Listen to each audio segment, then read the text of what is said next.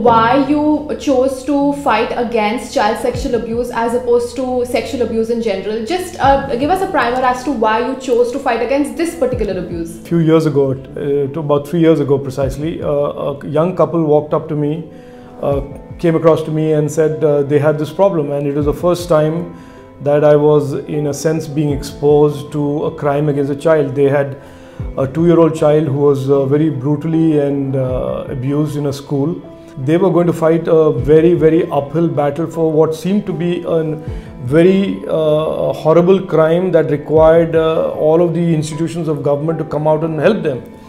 And it was it started with a minister of the local state government telling me, why did the wife have to work, to more and more bizarre kinds of responses from a system that is supposed to protect the child.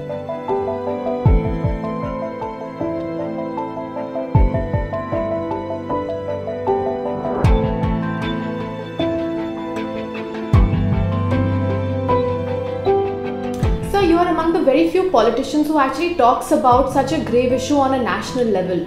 So what are the kind of hurdles that you encounter when you deal with politicians and parents also in general? The thing that I had to deal with most is the instinct to brush this under the carpet, the instinct to treat this as an aberration rather than the norm, the instinct of government, bureaucrats, the police, and including prosecutors to treat these crimes as not vicious, horrible, heinous crimes, but rather that these should be not talked about, these should be brushed under the carpet, and these should be forgotten.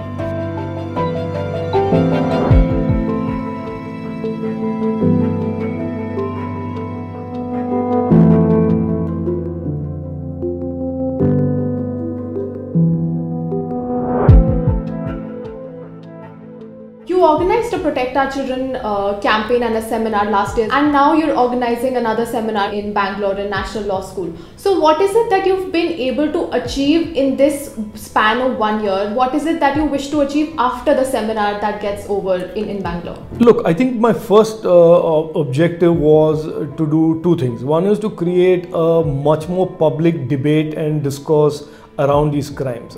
I wanted to take it from under the carpet, behind the walls, behind closed doors, and bring it into the mainstream for the media, for the government, for people to start discussing that this problem exists in our country and it has to be tackled head on. The second was I wanted to unite all of the various child activist groups. I think there was a lot of very well-intentioned people, good people doing work in their respective areas.